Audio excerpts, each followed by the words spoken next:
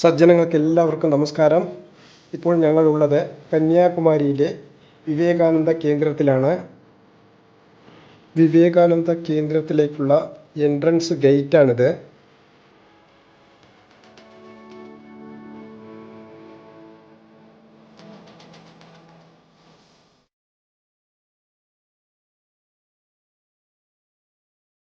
വിവേകാനന്ദ മണ്ഡപത്തിലേക്ക് പോകാൻ ഞങ്ങൾ എല്ലാ സജ്ജനങ്ങളും ഇവിടെ വിവേകാനന്ദ കേന്ദ്രത്തിൽ എത്തിച്ചേർന്നിട്ടുണ്ട്.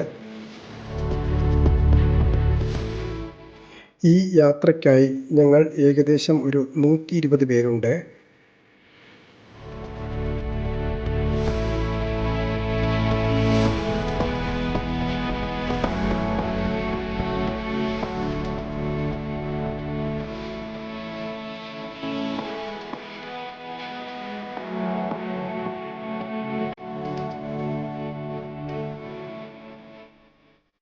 അപ്പോൾ വിവേകാനന്ദ മണ്ഡപത്തിലേക്കുള്ള യാത്ര ഞങ്ങൾ ഇവിടെ നിന്നും ആരംഭിക്കുകയാണ്.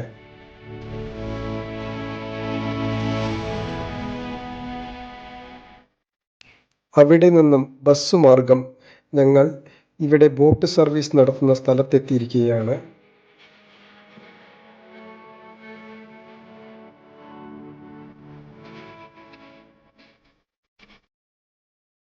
ബോട്ട് യാത്രയ്ക്കായി ഒരുപാട് ആളുകളുണ്ട്.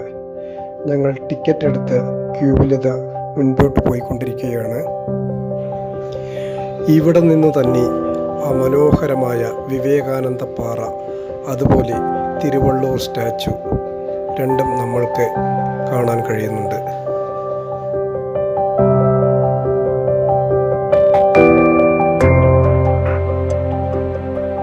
ഞങ്ങളുടെ ക്യൂ ഇപ്പോൾ ബോട്ടിനരികിലേക്ക് എത്തിയിരിക്കുകയാണ്.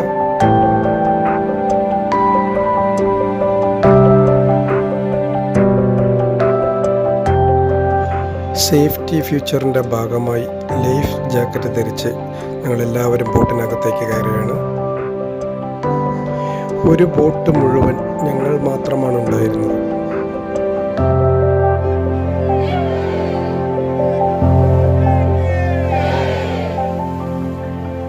ശക്തമായ കാറ്റിലും തിരമാലയിലും ബോട്ട് ആടി ഉലഞ്ഞാണ് പോകുന്നത്.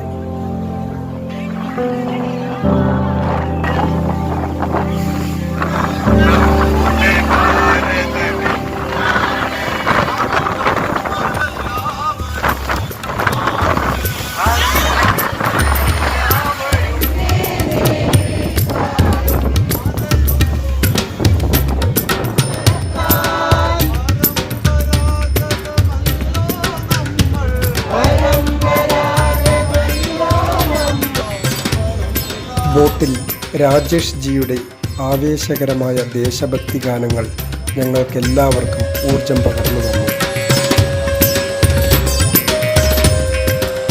അങ്ങനെ ഞങ്ങളെല്ലാവരും വിവേകാനന്ദ പാറയിൽ എത്തിച്ചേർന്നിരിക്കുകയാണ്.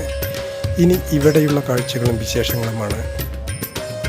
ഇവിടെ എത്തിച്ചേരുമ്പോൾ തന്നെ ഭാരതമാതാവിനെ കുറിച്ചും സ്വാമി വിവേകാനന്ദനെ കുറിച്ചും അറിയുവാനുള്ള ഒരു ഗാലറി തന്നെ ഒരുക്കിയിട്ടുണ്ട്.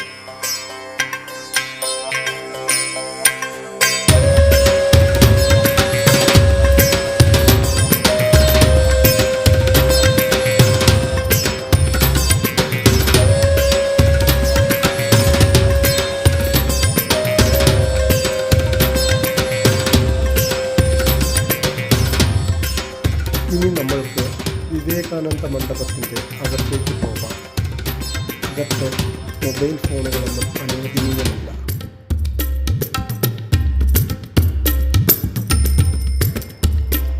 ഇവിടെ മുകളിൽ നിന്നും നോക്കുമ്പോൾ അറബിക്കടലും സിന്ധു മഹാസമുദ്രവും ബംഗാൾ ഉൾക്കടലും ഒന്നിച്ചു ചേരുന്ന ഈ ത്രിവേണി സംഗമത്തിൻ്റെ ഈ ഒരു കാഴ്ച ഒരു വല്ലാത്ത അനുഭൂതിയാണ്.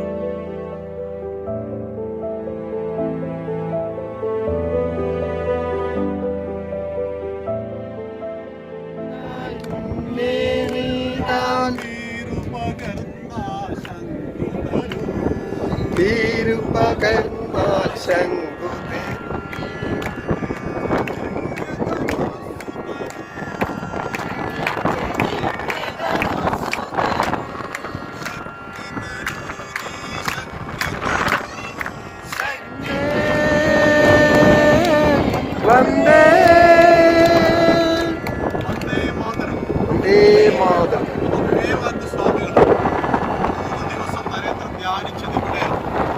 അത് ഹിന്ദുക്കൾക്കൊരു മോശപ്പെട്ടൊരു വിശ്വാസം ഉണ്ടായിരുന്നു. കടല് കടന്ന് പുറത്തു പോകരുത്, കടല് കടന്ന് പുറത്തു പോയാൽ ഹിന്ദുവല്ലാതായി തീരുമെന്ന ഈ കാര്യം കൊണ്ട് സാമൂതിരിയുടെ കാലത്ത് വെള്ളിയാഴ്ച ജനിക്കുന്ന കുട്ടിയോട് മുസ്ലിം ആകാൻ പറഞ്ഞു. കടല് കടന്നു പോകുവാൻ മുസ്ലിങ്ങൾക്ക് സാധ്യമായതുകൊണ്ട് കടപ്പുറത്തുള്ള നമ്മുടെ സഹോദരങ്ങളോടും മുസ്ലിം ആകാൻ പറഞ്ഞു. ഇങ്ങനെ അനാചാരങ്ങളും ദുരാചാരങ്ങളും ധാരാളം ഹിന്ദുവിലുണ്ടായിട്ടുണ്ട്. ആ കാലഘട്ടത്തിൽ കടല് കടന്ന് ചിക്കാഗോയിലേക്ക് പോകണം. ചിക്കാഗോയിലെ ലോകമത മഹാസമ്മേളനത്തിൽ പങ്കെടുക്കണം. നരേന്ദ്രന്റെ ഒരു ആശയം കുഴപ്പം, ഞാൻ എൻ്റെ ഗുരുനാഥന്റെ സമ്മതമില്ലാതെ എങ്ങനെ പോകും, ഞാൻ എങ്ങനെയാണ് ഇത് കേൾക്കുന്നത്, അങ്ങനെ അവിടുന്ന് പോകണമെന്നില്ലല്ലോ. അത് കടല് നീന്തി കിടന്ന് ഇവിടെ ഒരു വലിയൊരു പാറ, ആ പാറയിൽ ധ്യാനിച്ചു. 3 രാത്രിയും 3 പകലും അദ്ദേഹം ഈ പാറയിൽ നിന്ന് ധ്യാനിച്ചപ്പോൾ ഗുരുനാഥൻ പ്രത്യക്ഷപ്പെട്ടു. ശ്രീരാമകൃഷ്ണ പരമദേവൻ പ്രത്യക്ഷപ്പെട്ട് പറഞ്ഞു, എൻ്റെ പ്രിയപ്പെട്ട നരേന്ദ്ര, നിനക്ക് വേണ്ടി നടക്കുന്ന സമ്മേളനമാണ്, അത് നിനക്ക് വേണ്ടി നടക്കുന്ന സമയം, നിന്നെ കാത്തിരിക്കുകയാണ് ലോകം, നീ പോകണം. അങ്ങനെ ഗേതിയിലെ രാജാവ് ടിക്കറ്റ് എടുത്തു കൊടുത്തു. കപ്പലിൽ കയറി അദ്ദേഹം യാത്ര തുടങ്ങി. പക്ഷേ സെപ്റ്റംബർ 11 മുതൽ 27 വരെ 1890 ഈ മനോഹര കാഴ്ചകൾ എങ്ങനെ ഞങ്ങൾക്ക് സന്തോഷമുണ്ടാക്കി. അതുപോലെ തന്നെ ഞങ്ങളുടെ ആചാര്യനായ രാജേഷ് ജി അവിടെ വിവേകാനന്ദ സ്വാമി 3 ദിവസം ധ്യാനിച്ച ഈ പുണ്യസ്ഥലത്തിൻ്റെ ചരിത്ര മാഹാത്മ്യത്തെക്കുറിച്ച് വ്യക്തമായി പറഞ്ഞു തരികയുണ്ടായി.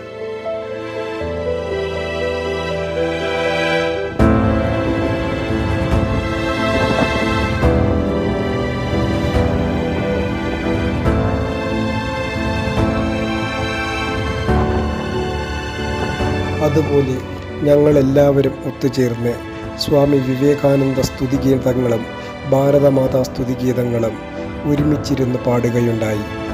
ആ നിമിഷങ്ങൾ വല്ലാത്ത ഒരു ഊർജ്ജസ്വലതയാണ് നമ്മുടെ മനസ്സിൽ നൽകിയത്. നമ്മളിപ്പോൾ ഈ പോകുന്നത് വിവേകാനന്ദ പാറയ്ക്കും തിരുവള്ളൂർ സ്റ്റാച്യുവിനും ഇടയിലായി പുതുതായി പണി കഴിപ്പിച്ച ഗ്ലാസ് ബ്രിഡ്ജിന് മുകളിലൂടെയാണ്. അതിൻ്റെ വർക്കുകളൊന്നും മുഴുവനായിട്ടില്ല, ഇപ്പോഴും മിനുക്കുപണികൾ നടന്നുകൊണ്ടിരിക്കുകയാണ്. ഗ്ലാസിന് താഴെ കടലിൻ്റെയും പാറക്കെട്ടിൻ്റെയുമുള്ള ആ കാഴ്ചകൾ കണ്ട് ആളുകൾ ഭയന്നാണ് നടക്കുന്നത്. ഈ കാണുന്നതാണ് 133 അടി ഉയരമുള്ള തിരുവള്ളൂർ സ്റ്റാച്യു. അതിന് മുകളിലേക്ക് പോകുവാനുള്ള സൗകര്യങ്ങളും ഒരുക്കിയിട്ടുണ്ട്.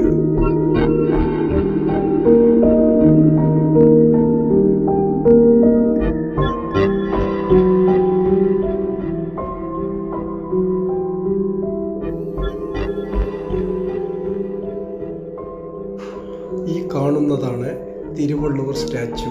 ഇവിടെ നിന്നും വിവേകാനന്ദ മണ്ഡപത്തിൻ്റെയും കന്യാകുമാരി പട്ടണത്തിൻ്റെയും മനോഹരമായ ദൃശ്യങ്ങൾ കാണുവാനും ആസ്വദിക്കുവാനും ഒരു 2 മണിക്കൂർ ഇവിടെ ചെലവഴിച്ചതിന് ശേഷം അടുത്ത ലക്ഷ്യസ്ഥാനത്തിലേക്ക് തിരിക്കുകയാണ് ഞങ്ങൾ.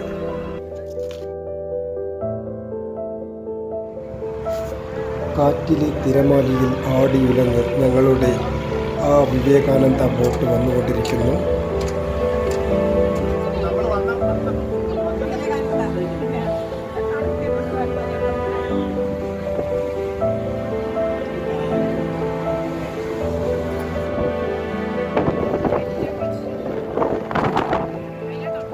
സൗത്ത് ഇന്ത്യയിൽ ഇത്രയും മനോഹരമായ ഒരു സ്ഥലം ഉണ്ടോ എന്ന് കേട്ടാൽ അതിനുത്തരം ഇവിടെ വന്ന് കണ്ട് ആസ്വദിക്കുക എന്നതാണ്. അതും ഇതുപോലെയുള്ള ഒരു കൂട്ടായ്മയിൽ. വീണ്ടും ഒരു നല്ല വീഡിയോയിൽ കാണാം. നന്ദി, നമസ്കാരം.